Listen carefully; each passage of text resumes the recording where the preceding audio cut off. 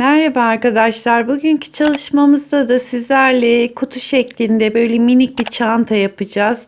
Bu çanta tabanı 15'e 18 santim.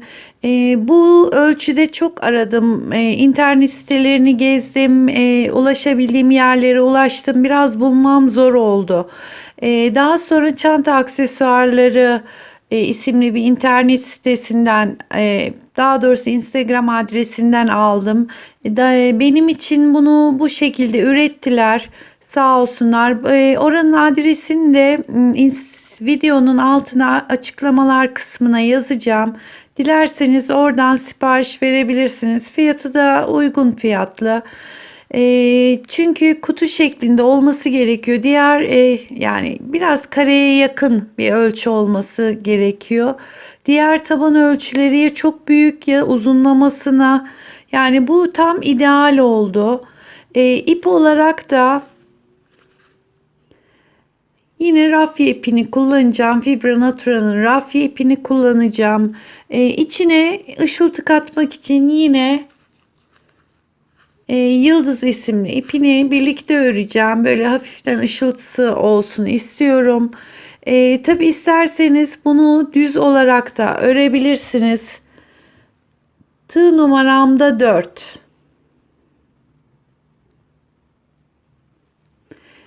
İpin renk numarasını da söyleyeyim. 14 numara, yani şuradaki numara 14 numaralı. Böyle kese kağıdı rengi gibi. Ekranda bazen çünkü renkler biraz farklı çıkabiliyor. Şimdi buna başlayacağız ama daha önceden ben şimdi iki tane çalışma yaptım. Onu göstereyim. Bakın, bu tek renk ördüm. Yani içine hiç sim katmadım. Yani direkt böyle de kullanabilirsiniz. Tabanı da göstereyim şu şekilde. Şimdi bu çantadan yapacağız. Ben iki tane aynı anda yapmak istiyorum. Daha o bitmedi. Ağız kısımları falan var. Şimdi bu çantaya başlarken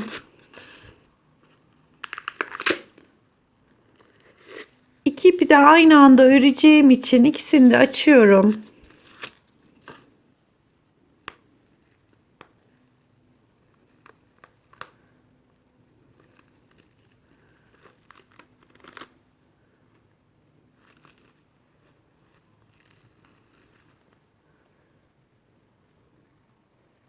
Bakın, böyle incecik, içinde hem sim hem pul olan bir ip. Dediğim gibi dilerseniz bunu tek olarak da örebilirsiniz.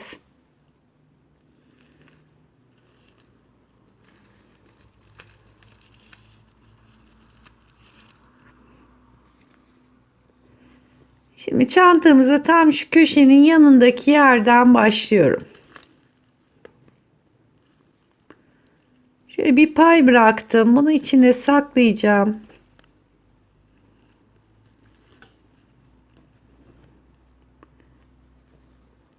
Şuradan ilmeğimi aldım.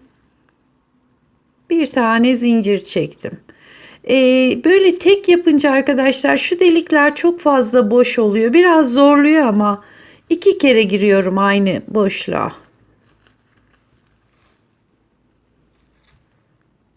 Şimdi hiç zincir çekmeden yanındaki boşluğa geçtim.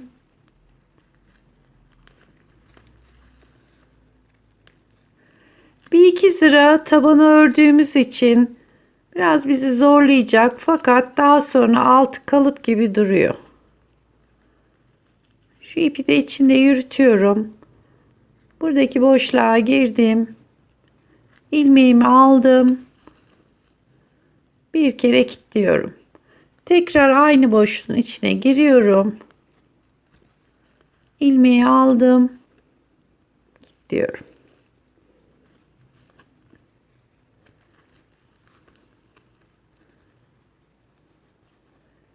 Bütün boşlukların içine iki kere giriyorum.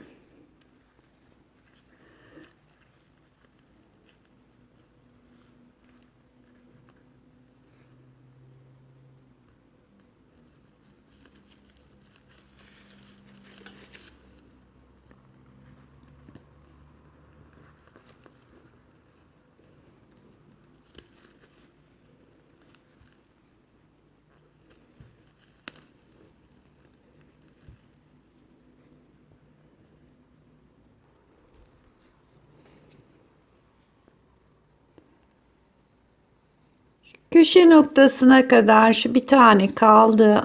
Oraya da 2 kere giriyorum.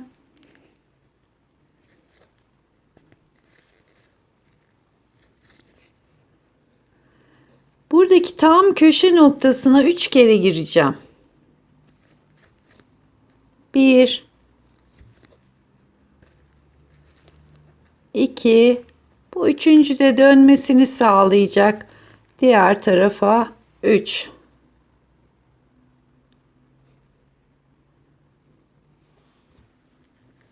Şimdi bu aradakilere 2'şer kere giriyoruz.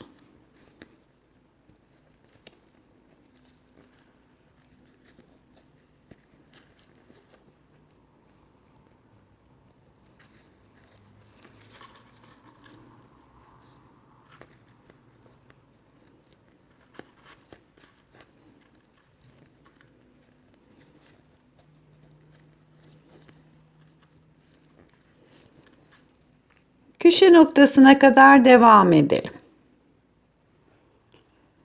Evet, köşeye kadar geldik. Buradaki köşenin içine yine 3 tane giriyorum. 1 2 3. Şimdi dönüşü yaptım. Tekrar diğerlerinin içine 2'şer tane, yani diğer sadece köşe noktalarının içine 3 tane giriyoruz. Diğerlerinin hepsinin içine 2 kere.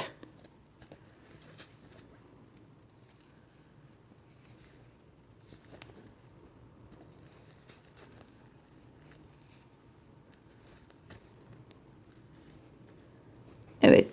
Buradakilerin içine 2'şer kere gireceğiz. Köşe noktaya geldiğimiz zaman 3 kere gireceğiz. Daha sonra devam edeceğiz. Bakın şu şekilde. Burası da arka kısmı. Yani çantamızın içi olacak.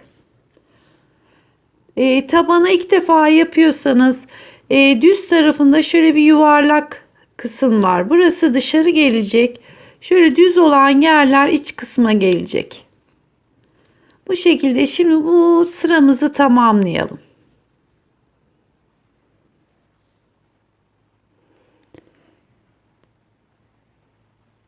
Bütün delikleri 2'şer kere yaptık arkadaşlar. Sadece köşe noktalarını 3'er tane yaptık. Şimdi son ilk başladığımız yere geldik. Bu köşeye de 3 tane yapıyoruz. 1 2 3.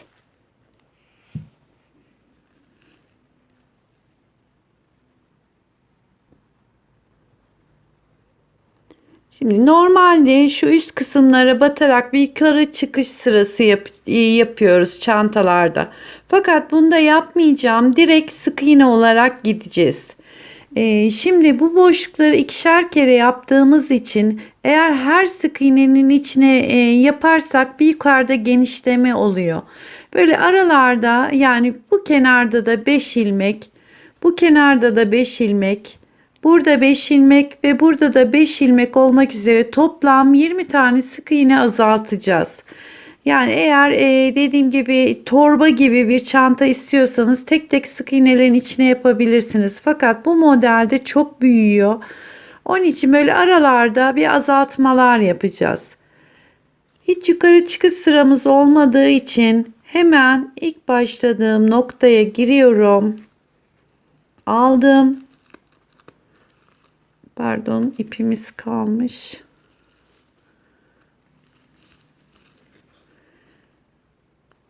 İlk başladığım noktadaki ilmeğin içine girdim ve şöyle bir sık iğne ile ekliyorum ve devam ediyorum.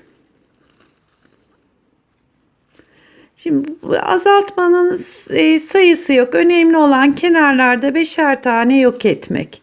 Şimdi mesela şurada bir tane ilmeğimizi yok edelim. Giriyorum, aldım, çekmiyorum. Yanındakine de girdim, aldım. Bu tığımdaki 3 ilmeği birlikte alarak burada bir ilmek azaltmış oluyoruz. Şimdi arada birkaç tane tek tek yapalım.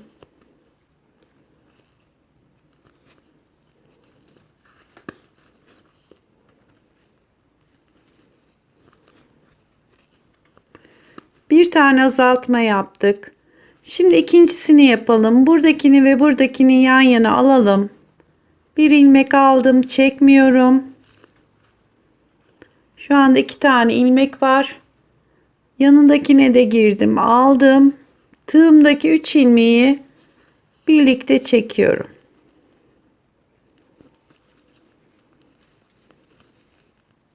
Şimdi birkaç tane tek tek yapalım. İkinci azaltmamızı yaptık. Dediğim gibi tabanda ilk bir iki sıra biraz zor oluyor. Tam tutamadığımız için.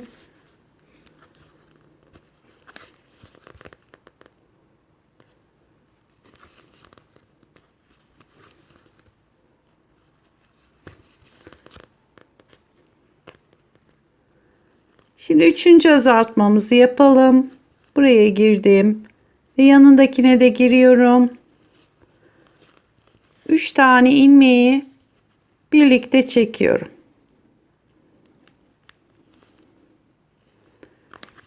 Arada 2 tane, bazen 3 tane tek tek yapıyorum.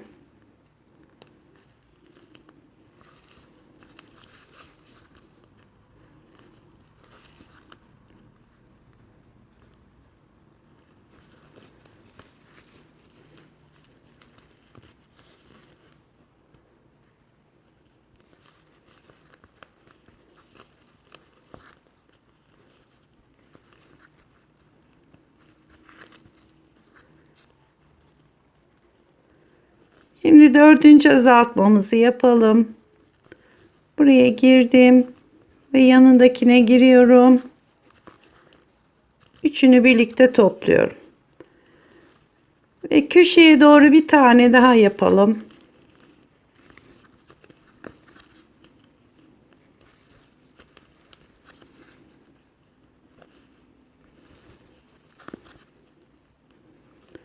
Bu da beşinci azaltmamız. Girdim, aldım. Yanındakine giriyorum. 3 tane ilmeği birlikte topluyorum. 5 tane azaltma yapmış olduk. Şimdi buradaki köşeyi dönene kadar tek tek yapıyoruz.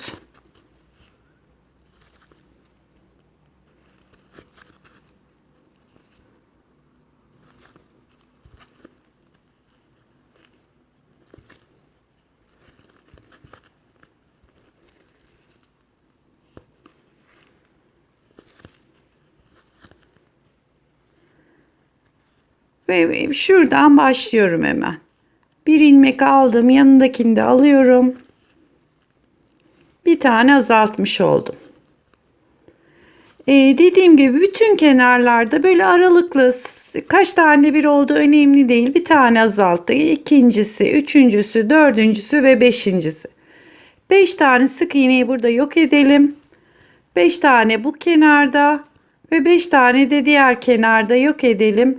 Yani şu çantanın daha düzgün çıkmasını sağlıyor. Denedim arkadaşlar. Hepsine tek tek yapınca biraz fazlaca açtı kenarlarda. Ya onun için böyle beşer tane azaltarak sıranın başına kadar gidelim.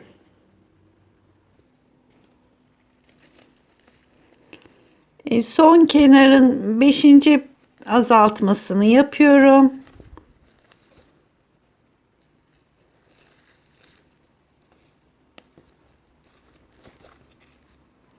Ve köşeyi dönüyorum. Bu son köşemiz. Başladığımız yere geldik. Bundan sonra sıra çıkışı yok arkadaşlar. Böyle döne döne bütün ilmeklerin içine tek tek yaparak artık çantanın boyu olana kadar devam edeceğiz.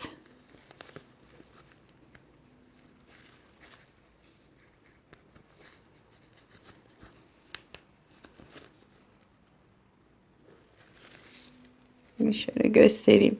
Artık bütün ilmeklerin içine tek tek yapacağız. Şöyle çantamız yukarı doğru dönmüş olacak. Şimdi böyle bakın görünüyor fakat burası iç kısmı olacak. Yani çantamız büyüdükçe içeri doğru kıvrılıyor. Hatta şunu da göstereyim. Bakın. Önce biraz geniş gibi görünebilir sizler. Fakat yukarı çıktıkça böyle torba şeklinde yani yuvarlak, yani ne yuvarlak ne dikdörtgen, böyle kutu şeklinde diyeyim. Şöyle içini görebiliyor musunuz bilmiyorum. Ben bunu da 42 sıra yaptım. 42 sıra olana kadar sık iğne olarak devam ettim. Fakat bunun ebatını bir 42 olsun, bir bakacağım arkadaşlar. Belki birkaç sıra daha fazla yapabilirim. İsteyen böyle bu kadar yapar, isteyen biraz daha büyütebilir çantayı. Şimdi bu şekilde döne döne sık iğnemizi tamamlayalım. Şu başladığımız noktaya kadar geldim. Toplamda bunu 45 sıra yaptım. Şu şekilde. Son sırayı da örünce santimini vereceğim. Bakın bu şekilde. Şimdi son kenarına bir yengeç bacağı geçeceğiz.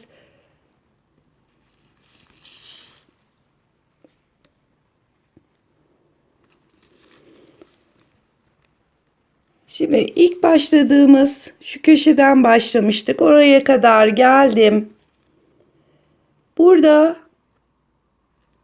yandaki boşluğa giriyorum. Şöyle çektim ve içinden geçiriyorum. Şimdi terse doğru gideceğim. Bakın bir gerideki boşluğa girdim ve ikisini birlikte alıyorum.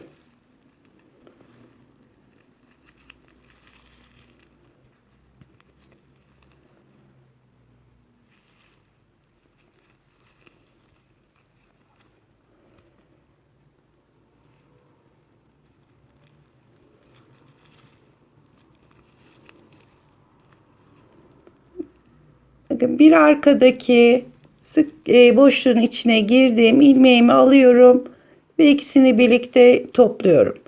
Şimdi 2, 4, 5, 6 tane oldu. Böyle her 10 tane de bir tane de atlayacağız ki ağız kısmı yaygın olmasın diye. 8, 9 ve 10'uncuyu yaptım. Şimdi yanındaki boşluğa değil bir ileri geçiyorum. Yani bir tane atlamış oldum arada. Tekrar 1, 2, 3, 4,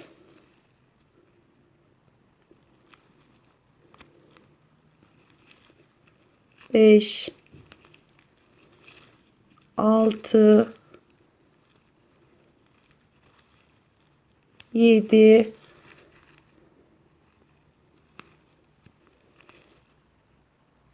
8,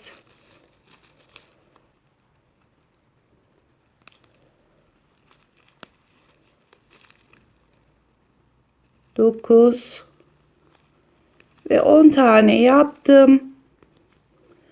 Buradaki boşluğu atlayıp diğerine geçiyorum. Böyle her 10 tane de bir atlayarak gidersek bu kısım daha düzgün duruyor. Şimdi bütün etrafını bu şekilde tamamlayalım.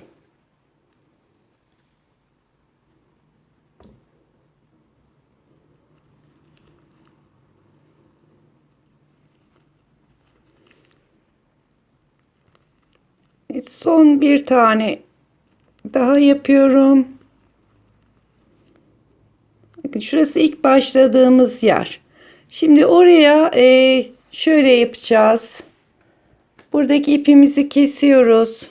Ve biraz da fazla keseyim, yürüteyim.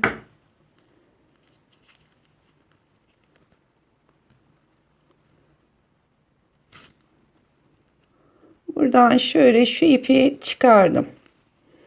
Şimdi tersten ilk yaptığımız sık iğnenin içine giriyorum ve şöyle şunu geriye doğru çekiyorum.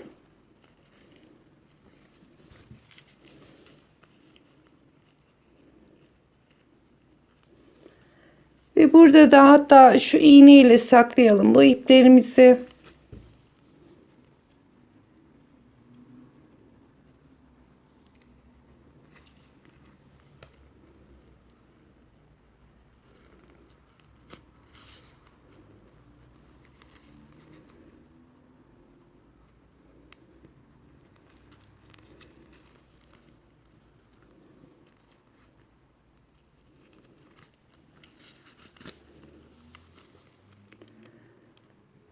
Şöyle aşağılara doğru biraz yürütüyorum.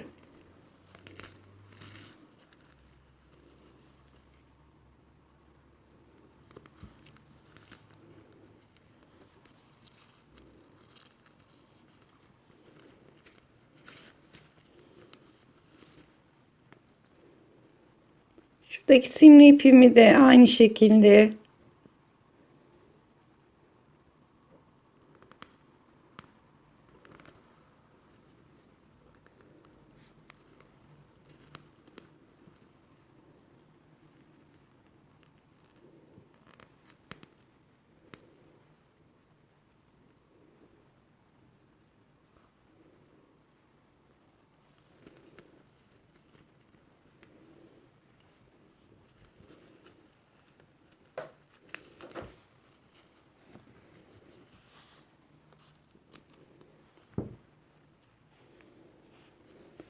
evet, çantamızın gövde kısmı bitmiş oldu. Ben şimdi buradayken bir ölçü vermek istiyorum.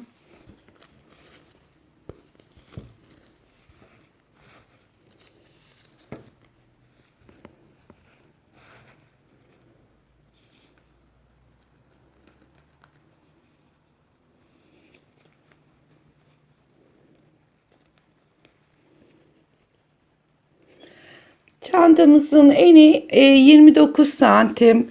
Şöyle boyu da tam, hatta ilk başladığımız sıradan itibaren ölçüyorum. 25 santimde boyu var. Yani dediğim gibi böyle kutu şeklinde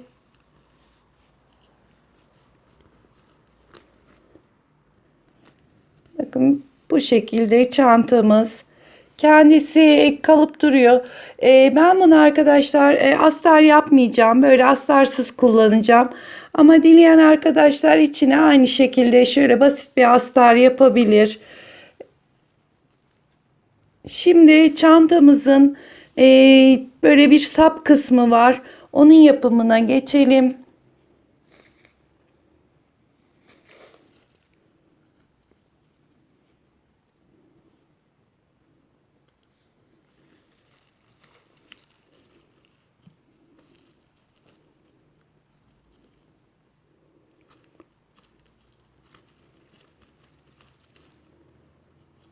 Bir, 2, 3, 4, 5, 6, 7, 8, 9, 10. 10 tane sık iğne yapacağız. Onun için bir tane de fazladan zincir çekiyorum. 11. zinciri çektim. Ve hemen dibindeki zincirden başlayarak 1, 2, 3, 4, 5, 6, 7,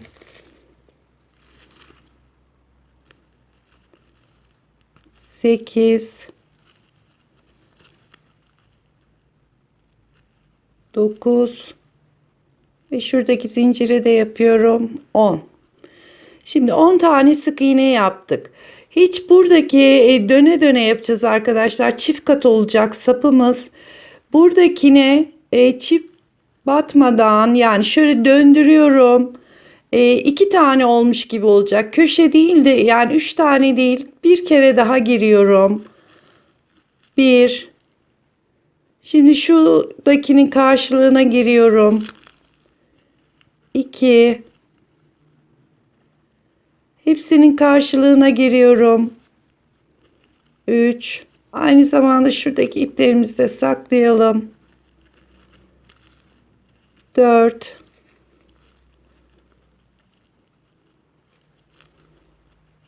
5. 6. 7. 8. 9 ve 10'uncuyu da buraya yaptım. Şimdi aynı normal taban yapıyormuş mantığıyla dönerek burayı hemen şu ilk zincirden başlıyorum. Döne döne bütün boşlukların içine, yani sık iğnelerin tepesine tekrar sık iğne yaparak devam ediyorum.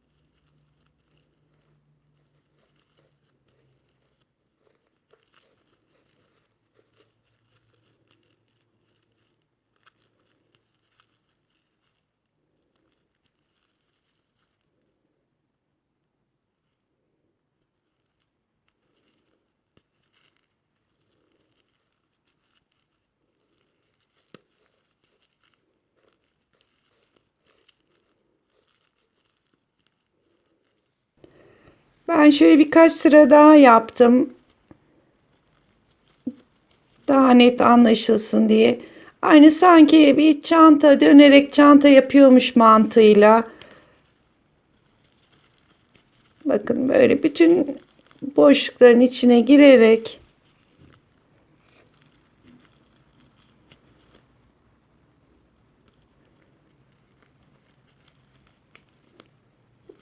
bu sap kısmımız olana kadar, yani bu önde bir sap olacak tam ortada, tek şekilde, yani bir tane yapacağız bundan.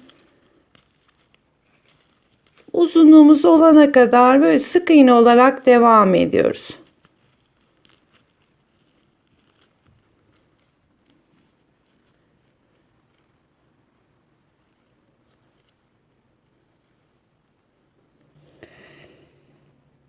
Sapın uzunluğu da bu kadar yeterlidir. Santim olarak şöyle ölçelim.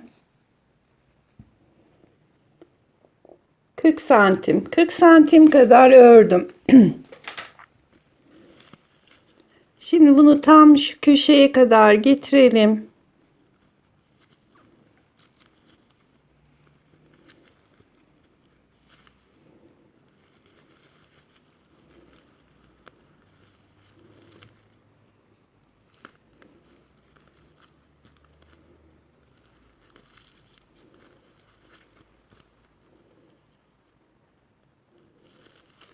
Şurada bir tane daha yapalım.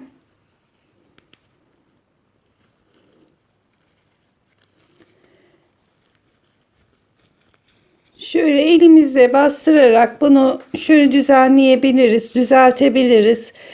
Hafif de ütü verebilirsiniz arkadaşlar. Korkmayın, hiçbir şey olmuyor ipe. Şimdi tam şu köşeye geldim. Burada şu şekilde bakın, hem buna hem karşı tarafındakine batarak şöyle buranın bir kapatmasını yapacağım.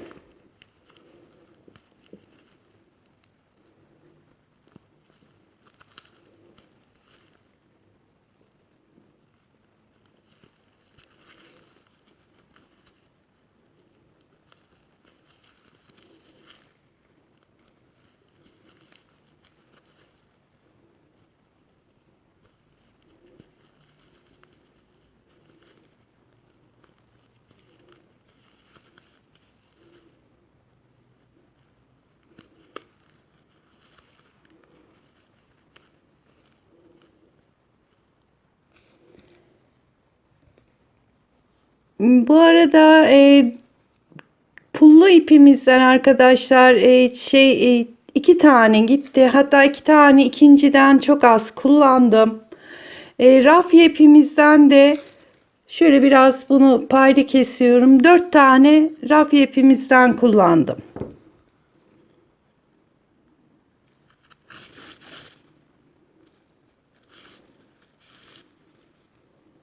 Evet, sapımız da bitmiş oldu.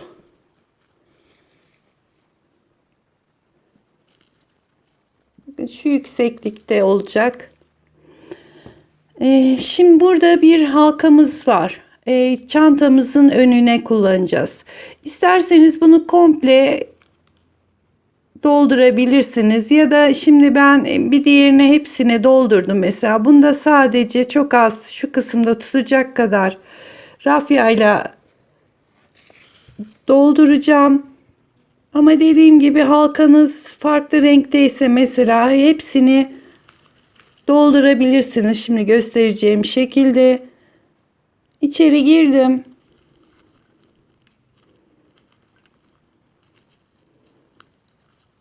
Alıyorum ve şöyle sık iğne ile ekliyorum. 2 3 4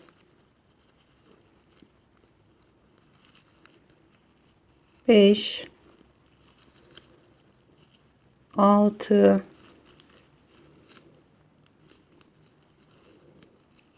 7 8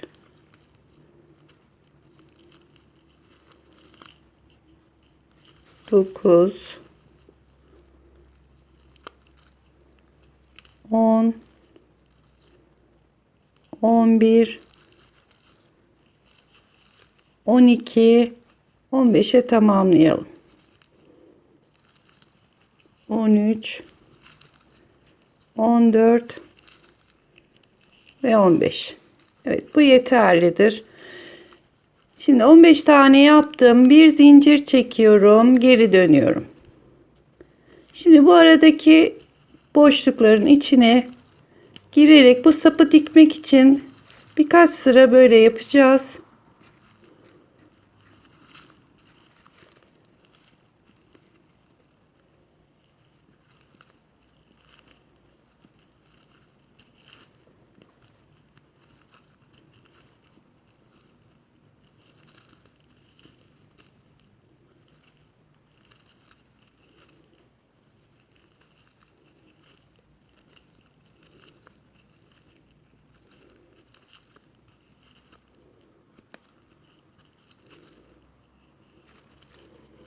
Şimdi tekrar bir zincir çekiyorum.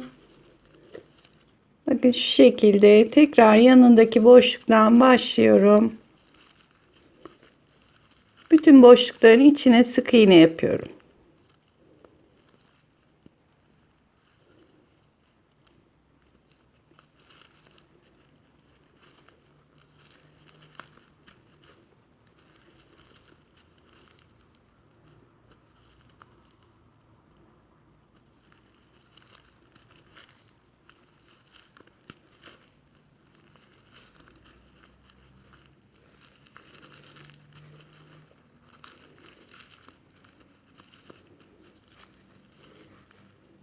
Sanırım bir sıra daha yapsak yeterli olacaktır.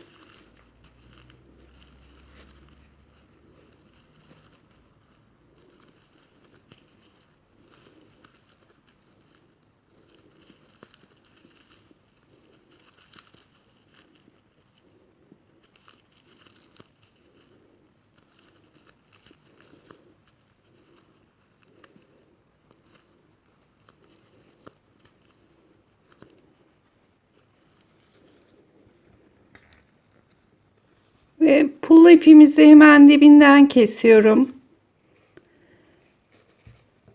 Diğer rafya ipimizi yine dikecek kadar pay bırakıp öyle kesiyorum.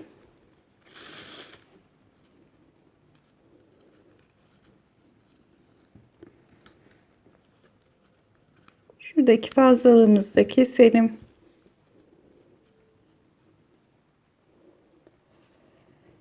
çantamızı alıyoruz.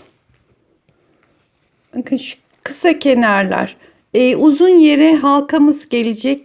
Kısa kenarlara da çıt çıtlarımızı yapacağız. Tamam, şöyle bir ortalıyorum.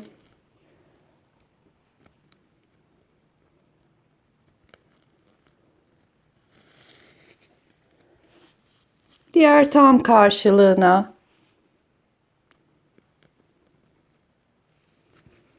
Ve bu sefer de onları şöyle karşılıklı getiriyorum.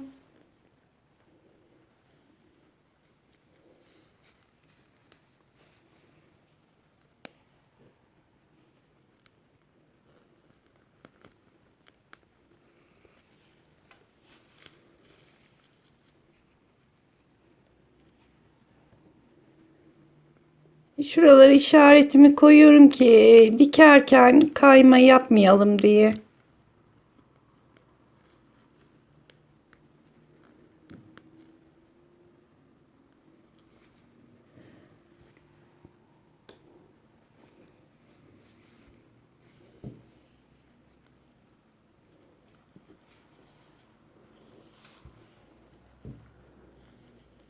Şöyle dört kenarına işareti koydum. Şimdi çantanın uzun kenarı, şurası 18 santim olan yere saplarımızı dikeceğiz.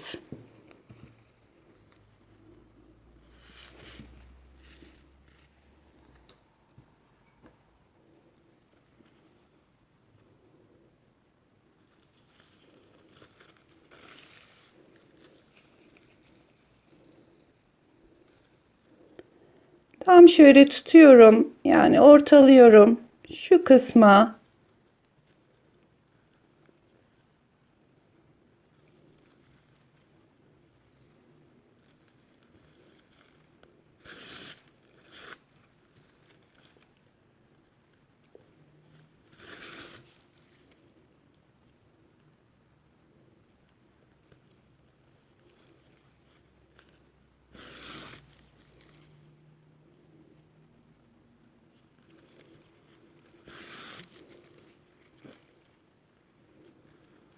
şu işaretimi çıkarayım buradan.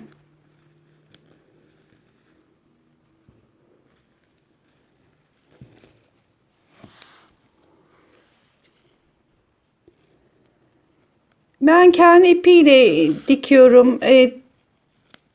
Eğer içinizde rahat etmezse arkadaşlar, diğer herhangi bir iple de dikebilirsiniz. Çünkü bu ip çift kat dikeceğim şimdi bunu.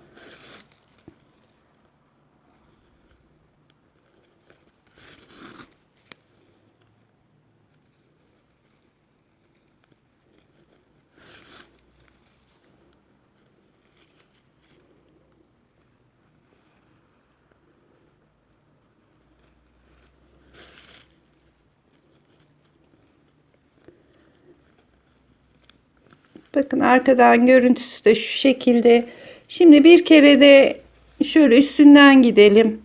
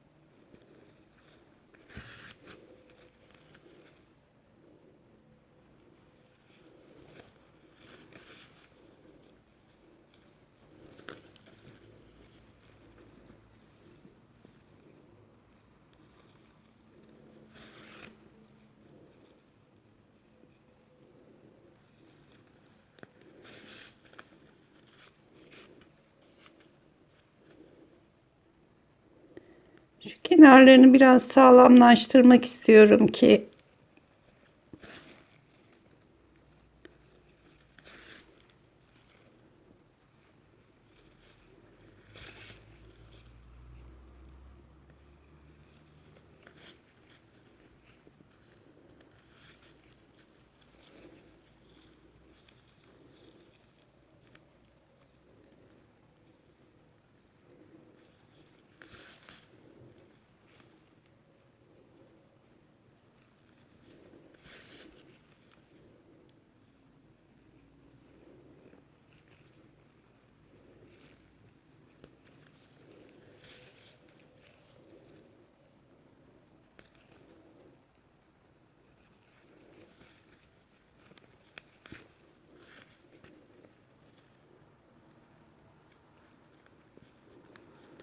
Şimdi şuraya bir tane düğüm atalım.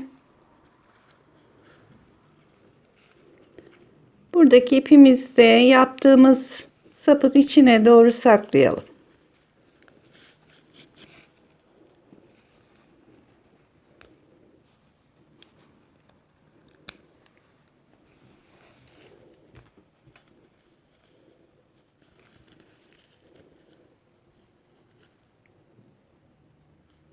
Şimdi diğer tarafı da aynı şekilde şu kısma dikelim. Sap işimiz dikimi bitmiş olsun. Şimdi her iki tarafın sapını da diktikten sonra şu çıtlarımız vardı. Bunları da şöyle karşılıklı iki kenara tutturacağız. Fakat bunu dikerken dikmeden önce şu kısmına silikon sürelim ki dikmemiz kayar, hem kaymasın hem de biraz sağlam olsun diye.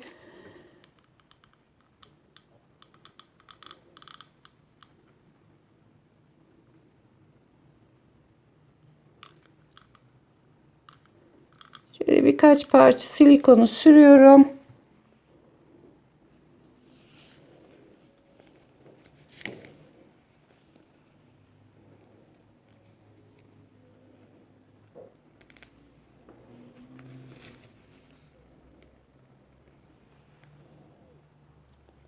Şöyle ortalayarak arkadaşlar.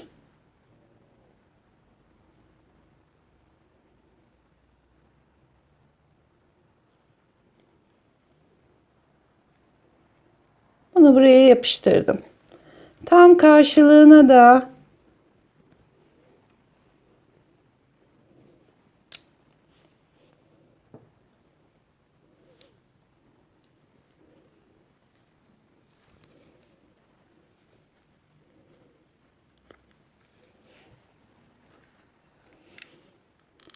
diğer parçamı yapıştırıyorum. Daha sonra bunun üstünden delikleri var zaten. Oralardan da dikeceğim.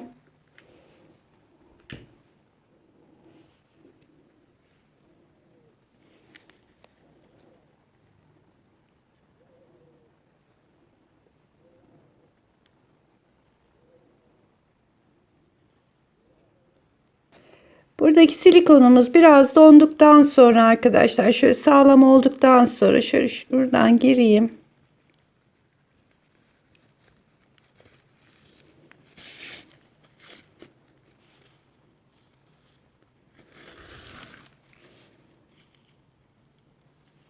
Şu karşılığına çıkıyorum. Hemen bir yanındakine girip tekrar aynı noktadan geri çıktım. Bir ileri gidiyorum.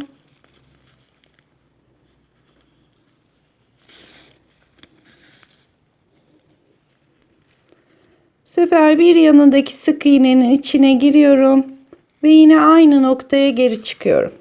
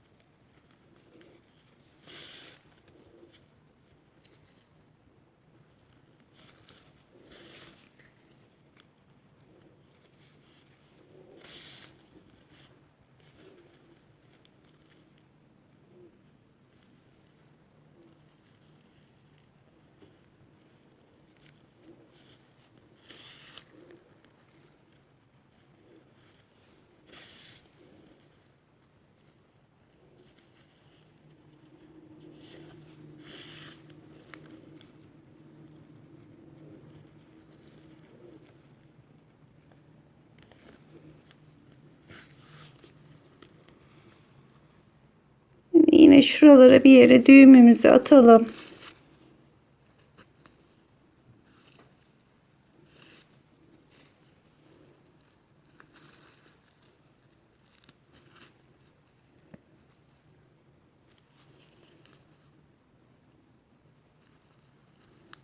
İpimizi de şöyle biraz saklayalım yürüterek.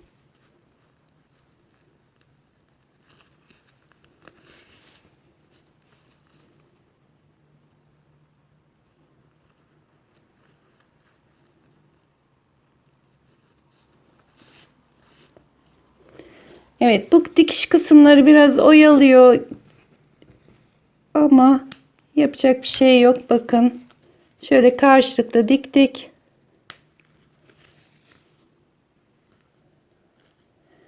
Şimdi çantamız kutu şeklinde olacağı için bakın sapımız şöyle duracak.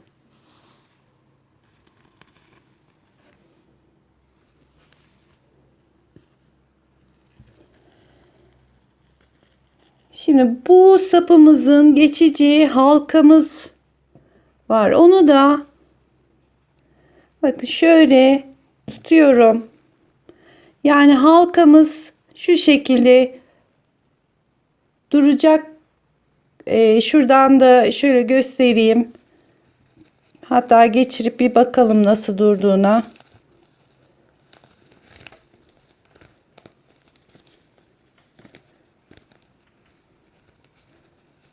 Evet, gayet iyi.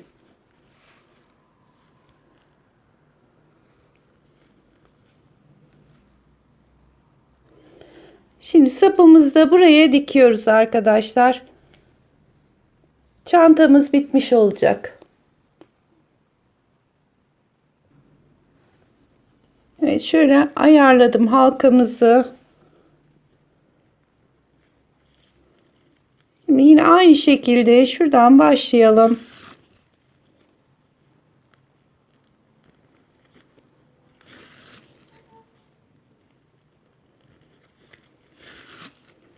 Sonuna kadar dikelim. Bir sırada geri gelelim ki burası sağlam olsun. Bu kısmın dikişini de bitirelim. Sapımızın dikimi de bitti. Bakın şu şekilde.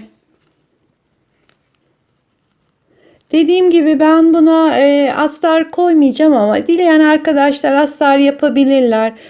Çantamız şu şekilde kullanılacak arkadaşlar. Yani görüntüsü şu çıçıtları kapatıyoruz. Şöyle göstereyim. Sapımızı da buradan geçiriyoruz.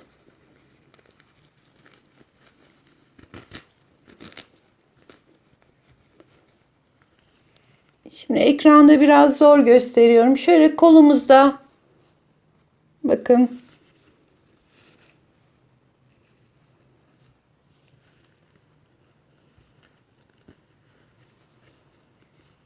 Yani tam gösteremediğim için şöyle tutayım. Görüntümüz bu şekilde kutu çanta olacak. Bakın bunu kol için yaptım. Diğerini de onu da göstereyim size. Bunun halkası hatta azıcık büyüktü. Şöyle etrafına kendi ipiyle doldurdum. Bunun dikimini de şu şekilde yaptım. Sapın ikisini de aynı noktaya diktim. Aynı kenara. Buraya askı takılacak yerler yaptım.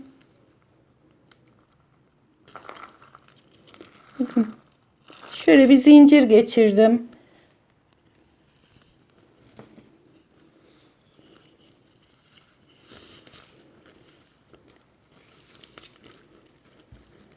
Bunu omuza da takabilirsiniz. Yani şöyle göstereyim. Bu şekilde omuza da takabilirsiniz. Diğerini de kolda. Şöyle kolda taşınacak şekilde. Dileyen arkadaşlar çıt çıt yerine askı aparatı takıp zincirle de kullanabilir. Dileyen arkadaşlar bu şekilde kutu çanta şeklinde kullanabilir.